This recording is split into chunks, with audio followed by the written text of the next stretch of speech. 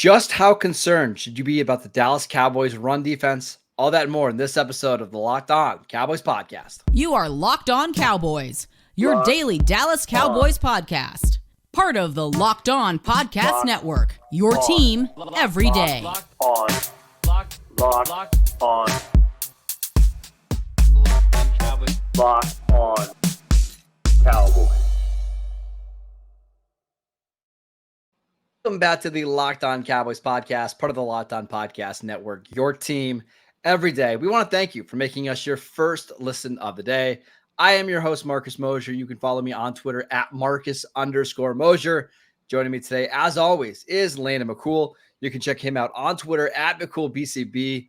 Landon, we are getting into you guys' Twitter questions today. We've got a bunch of them. I want to run through as many as we can get through. First one from at Succulent Crumb. He wants to know. Great name. It's also Dak Prescott Enthusiast is like his actual name on there. But he says, convince me that this defense will be able to stop the rushing attacks of the 49ers and the Eagles. It's my biggest concern this year. Yeah, I mean, it's hard to make that a convincing argument, especially after last week's game. Look,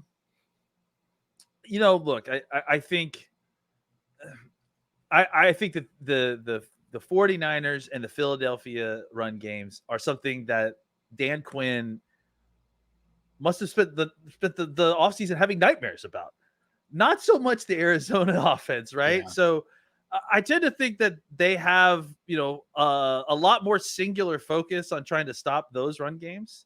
Obviously, those teams are gonna look at what the Cardinals did and try to kind of replicate some of that stuff. And for some of the zone read stuff, that's not going to be very hard. I mean, frankly, if anything, that they kind of took those books out of the Philadelphia Eagles game book and old zone read stuff. Sure. Obviously old football, but I think the Cowboys defense had a bad day. There's no way around that. I do think that they can stop the run on a regular basis when called upon.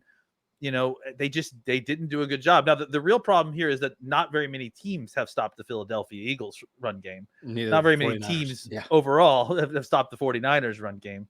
So it's not going to be just about when you're playing the best teams in football, it's not going to be just about trying to stop the run. Like you have got to put pressure on their offense with your offense as well. It's got to be a complementary game plan in order to beat the best teams in football. So you're just simply not going to shut down the Eagles and 49ers run game. No. But maybe you could slow it down enough to make their offense dysfunctional enough that they can't keep up with you scoring wise. That's a more reasonable goal. Right, is to use your defense, get enough out of your run defense early on, get enough out of your offense that you force them into, not being a balanced team, force them into throwing the football more, which again, still isn't a great option when you're playing the 49ers and the Eagles, but it's still keeping them off balance and not allowing them to play with a neutral game script will help you stop the run. And I think that's ultimately about as good as you're going to do against those two teams. All right, so I want to dig into some of the issues that the Cowboys are having stopping the run.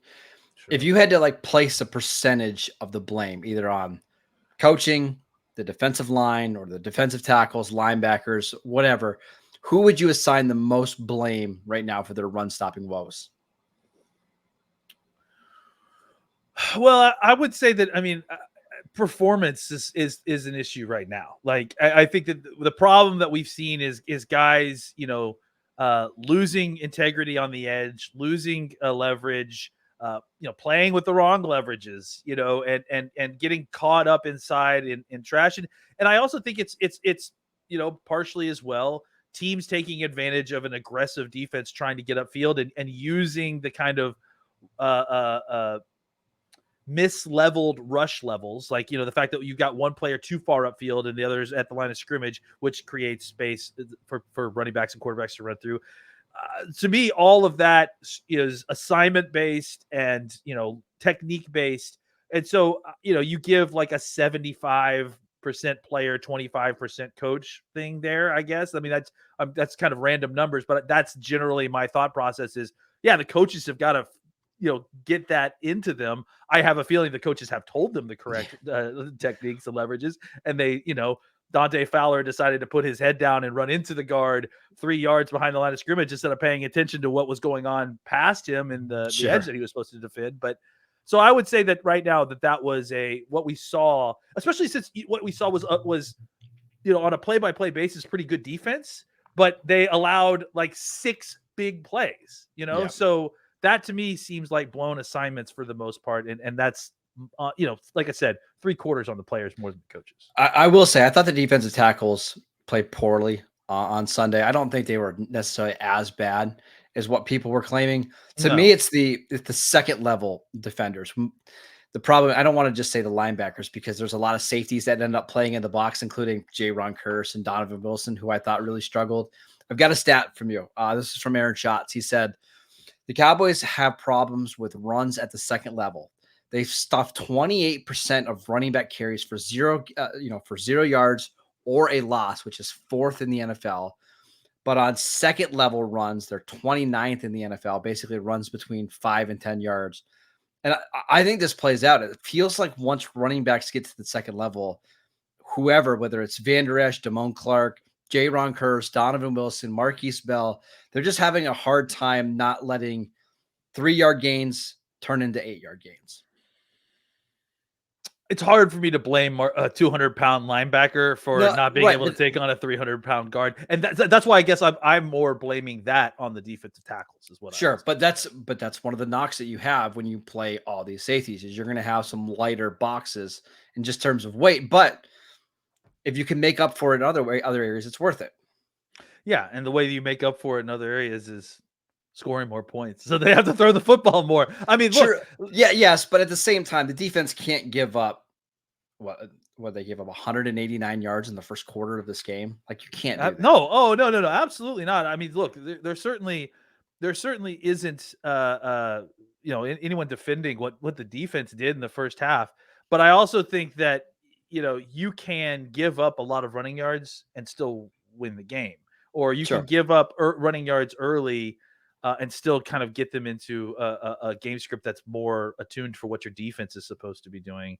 The problem with complementary football is that there isn't one side to blame, because you're supposed to be helping each other. And this was a perfect case of neither side helping each other. And so the run defense has to get better on a down by down basis, but it isn't a fatal flaw at this point until they cross that famous McCool-Mosier line, Mosier-McCool line, whatever we want to call it. And I don't think that they're there. No. I don't think that their run defense is that bad. But we're going to find out, though, over the next month, right? Like, they're going to try us. They're going to test to see if it's there, right? Yeah, and that's going to be the thing. This comes back to what Dan Quinn said I think it was last year, where it's basically you've got to earn the right to rush the passer, right? Yep. And against the Cardinals, they just didn't have that. Now against the Jets, they did, right? They got an early lead. The defense shut down the running game. They got the Jets into really unfavorable situations, and you saw how that game went. I'm curious to see against New England this week. You've got the 49ers coming up. Was it next week? You got the Eagles, the Chargers. Like, we're going to find out really quickly how good or how bad this run defense is. Lane, I want to ask you about a certain player that's maybe not holding up his end of the bargain when it comes to the run game. We will get to that next. This episode is brought to you by eBay Motors. Our partners at eBay Motors have teamed up with LOCKEDON Fantasy Football host Vinny Iyer to bring you some of the best fantasy picks all week long, and all season long. Whether you're prepping for a daily draft or you're scouting the waiver wire, each week we're going to provide you the players that are guaranteed to fit on your roster. So let's see who Vinny has picked out for us in this week's eBay's Guaranteed Fit Fantasy Pick of the Week. It's an old friend. It's Calvin Ridley. Jacksonville Jaguar wide receiver Calvin Ridley has that classic rebound and revenge opportunity coming in London in week 4 as he'll face his former team, the Atlanta Falcons. Ridley has been pretty quiet over the last couple of weeks after exploding in week 1, but I think the Jaguars are going to do a better job of scheming him open across the pond and making sure that his massive target volume from Trevor Lawrence will count big time once again.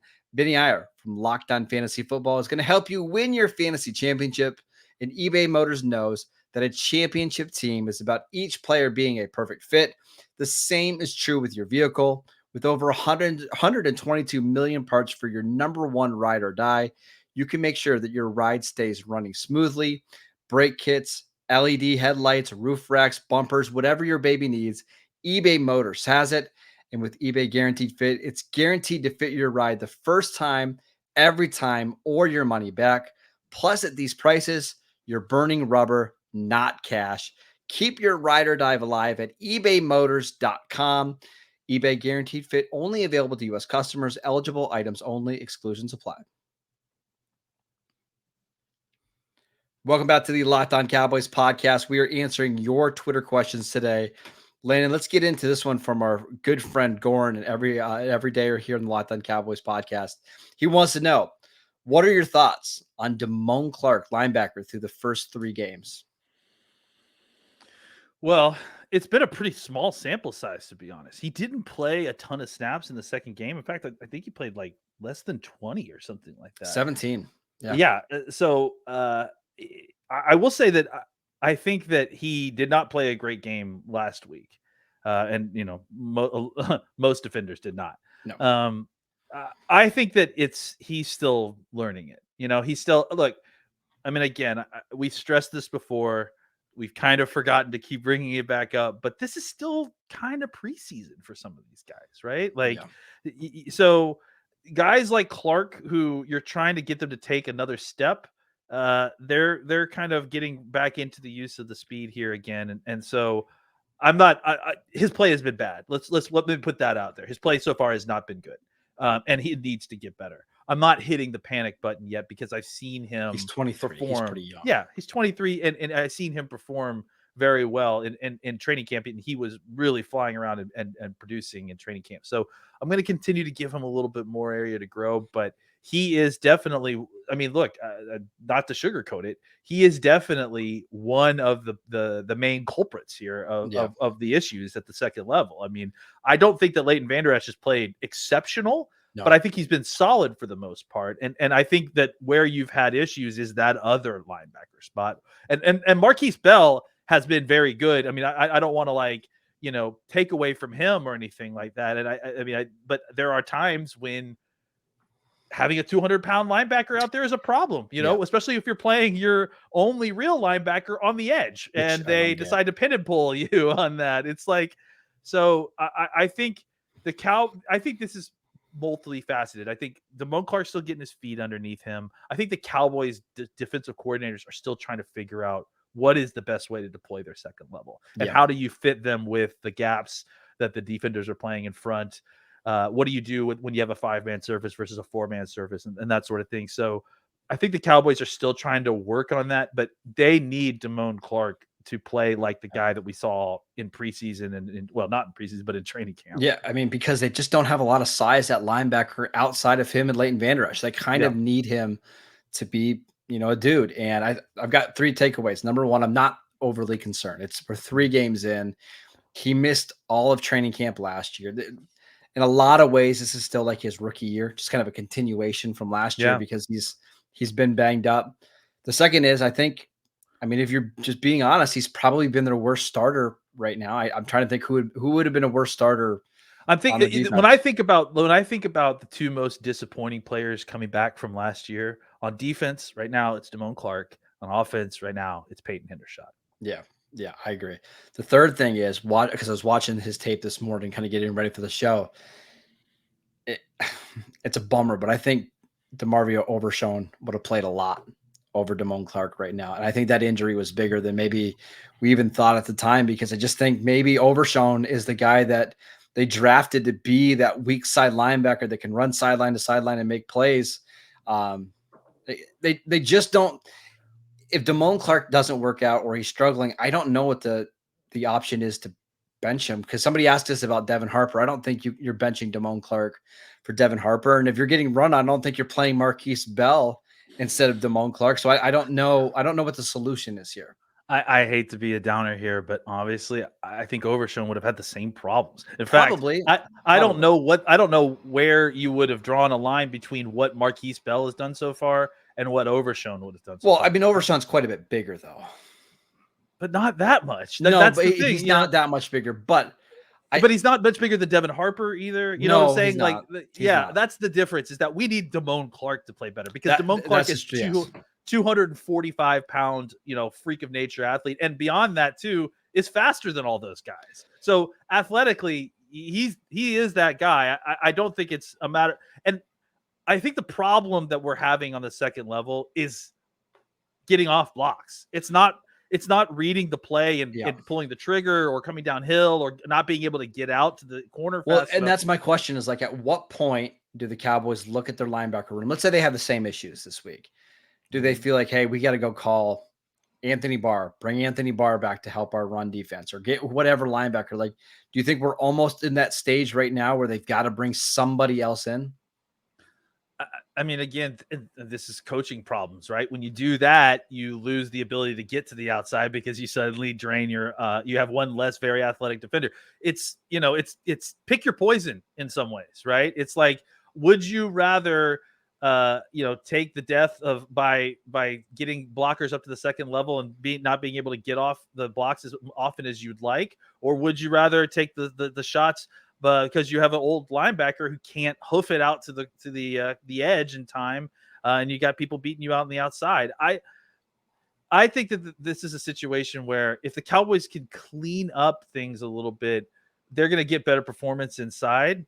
I think if we overreact and go out, I don't think signing a linebacker is overreacting, but I think if the thought process is we only go out and get some big thumper because right now we're struggling to get off blocks, it's changing strategies when things didn't work, the first time you get punched in the face. Like, I think you should trust your defense a little bit more, trust your coaches to make the adjustments. This is me speaking to the Cowboys, not the fandom, right?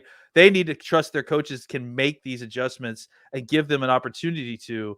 And if it's not happening after another week or two, then maybe you need to talk about going out and getting personnel. But I think trying to overreact to this in personnel is like trying to overreact to the play calling because you lost your 3 offensive linemen. And there's definitely a way to overreact and cause more problems, as opposed to taking this for what it is, making adjustments and hoping it's better next week. And if you don't trust your linebackers, another way to potentially help the run game a little bit is trust your corners a little bit more.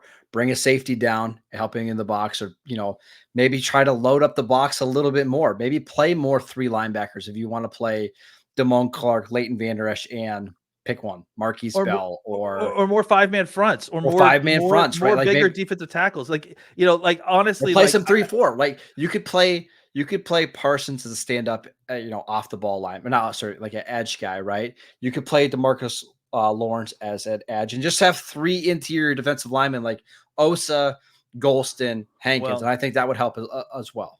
And I have to say, like, I showered Osa with praise in the first 2 games, but this was a bad game. He didn't play for Osa as well. No. And it was a problem of his own success. He was getting upfield too much, and he was one of the guys that was opening up lanes behind him because his rush levels were inconsistent with the rest of the line. I won't be surprised if the answer this week is you see just more 5-man fronts, right? And you have Vander Esch and Damone Clark behind it, just trying to cover everything up. Maybe they play some, more big nickel. But just getting more bodies on the line of scrimmage, I think, will help quite a bit. Yeah, I agree. Let's talk about Bill Belichick. He actually spoke glowingly about the Cowboys today in his press conference. Basically went through the entire roster, which only Bill Belichick can do. Only Bill. Yeah. Only Bill. I want to talk about what he might try to take away from the Cowboys offense next. This episode is brought to you by Jase Medical. Everyone should be empowered to care for themselves and their loved ones during the unexpected. That's why Jase Medical offers the Jase case. The Jase case provides 5 life-saving antibiotics for emergency use and gives you a peace of mind so that you're not just hoping that you have access to medication in an emergency. Jase Medical makes sure that you have the medication in hand at your home. Jase Medical is simple. They handle everything from the online evaluations to licensed pharmacy medication delivery and ongoing consultation and care. Don't get caught unprepared. Get $20 off these life-saving antibiotics today from Jase Medical by using my code locked on at checkout on jasemedical.com. Again, that is Jase Medical, JASE medical.com. All right, Landon, our final question here is a really good one from Scott. He says, Bill Belichick likes to take away the thing that his opponents do the best. What will he try to take away from the Cowboys? Last time the Cowboys played New England, it was in October of 2021. And the lasting image as the Cowboys walked off the field in New England was CeeDee Lamb waving goodbye to the New England Patriots as he takes Jalen the Mills, game-winning wasn't it? That's right. As he takes the game-winning touchdown in. Jalen did not appreciate that, by the way. No. But I did. I thought it was great. I tend to think that in that game, CeeDee had 9 catches for like 150 yards and 2 touchdowns. I think based on what we've seen so far early in the season, and based on what is the simplest task to do that would cause the most kind of left-handed playing, excuse the term, is taking CeeDee Lamb away. Finding a way to bracket him in the slot, finding a way to prevent him from getting deep on the down the field or at least alone. I think we've seen that when Dak needs a big play or when Dak needs to move the ball down the field, or it's a 3rd and long, CeeDee Lamb has still been the consistent target and taken the majority share of those targets. So I think if I'm Bill, I'm probably trying to force Dak to go away from CeeDee Lamb, and go to a wide receiver core and a tight end core that has so far been up and down. We saw Michael Gallup have a really great game last week. He was one of the few bright spots, but we really haven't seen Cook take off yet. We've seen Ferguson play pretty well, but he's had some drops at times, so there's some consistency issues as it stands right now. I'm watching all that tape, and I'm saying CeeDee Lamb's the thing that's going to cut us if we don't do anything about it. I'll make Dak try to work with everybody else to try to score. I think that's very possible that he does that. Now, I think it's going to be a little bit more difficult for them to do that this week because their slot cornerback, Marcus Jones, is on the injured reserve list with a shoulder injury. Jack Jones, one of their outside corners, is out with a hamstring injury. He won't play this week. And that leaves Christian Gonzalez as their top corner, who has been excellent so far this year. Excellent. But I saw the numbers today, only like 17 slot snaps. I don't know if Bill Belichick is going to let Christian Gonzalez follow him in the slot. We'll see. Can I put something in real quick?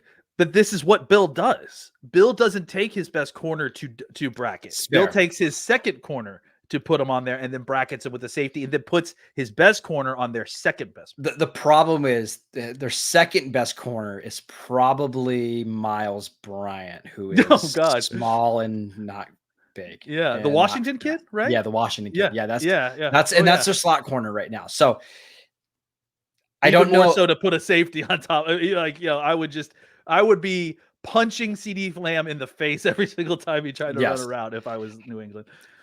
They're gonna double CeeDee a lot. I've got no doubt about that. For me, what I think they're going to do, if I had to guess, I think they're going to dare Dak to throw the ball down the field. What I've seen New England do, at least early on in the season, is basically just load up the box, play cover 1 or cover 0. Doesn't necessarily mean they're blitzing, but just having a lot of guys, within 7 to 8 yards of the line of scrimmage. And they're going to force you to throw the ball either into a tight window and then get tackled right away, or you're going to have to throw 50-50 balls down the field and have Dak stand in the pocket. They've got some really good edge rushers, including Matt Judon, Josh Uche, who I think has 6 pressures in like 12 straight games. I'm pretty sure Uche is the leader in the clubhouse in the NFL for win percentage. He's ridiculous. So I wouldn't be surprised, especially if the Cowboys have, a couple offensive linemen out, if they just try to let their pass rush win and dare Dallas to throw the ball down the field one-on-one to Michael Gallup to convert on 3rd and medium and 3rd and long. Yeah, I mean, I think, both of those sound like strategies. I think I like the idea of a dragon slayer defense, right? Like the dragon being slant flats and they're trying to take it away.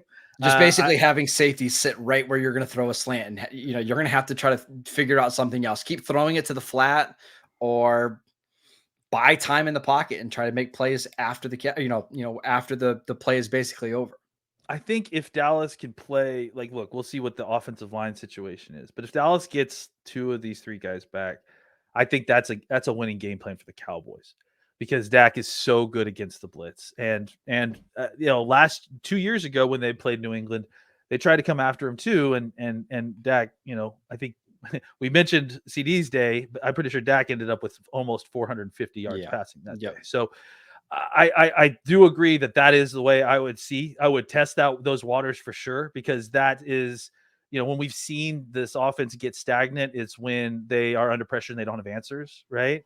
But I do wonder if we haven't seen teams try that yet this year, as far as like true cover, like a bunch of cover zero, even with Wink Martindale, like they came after him a lot, but they were paying for it so quickly that they just had better corners than what the Giants have, which makes me wonder a little bit, like, if it's Christian Gonzalez against Michael Gallup one-on-one, is that an advantageous matchup for Dallas? I don't know. I think it's a tough matchup for I think it's a 50-50 matchup. My question is, who's covering Brandon Cooks? Like, probably Jonathan Jones, which again, that's the one the Cowboys will have to exploit. Maybe that's who Christian Gonzalez will cover, because he's got more speed and quickness. But it'll be interesting. It's always fun to watch, to see how Bill Belichick views your offense and what he deems as the most important part. I'm going to be fascinated. It's like a kingmaker aspect to it, right? Yeah. It's like it really does, like, kind of anoint your best player. Like, yes. Oh, Belichick has deemed you the threat, and now you are wear this crown of shame during you play New England. Don't sleep on this New England defense. They held Philadelphia to, I think, was it 17 points, because they got a defensive score. They held the Dolphins to 24 points. They did get a turnover. We saw what the Dolphins did the following week, scoring 70. And then they held Zach Wilson and the Jets to 10 points. So this is a very, very good defense. And if the Cowboys can make some hay against this group, they're going to be just fine. That is it for today's show. We want to thank you for making Locked On Cowboys your first listen every day.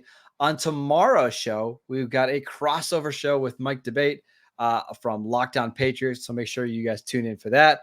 We are free and available on all platforms. Go check out our show on YouTube. Go follow Landon on Twitter @McCoolBCB. I'm @Marcus_Mosier, and we'll see you right back here tomorrow.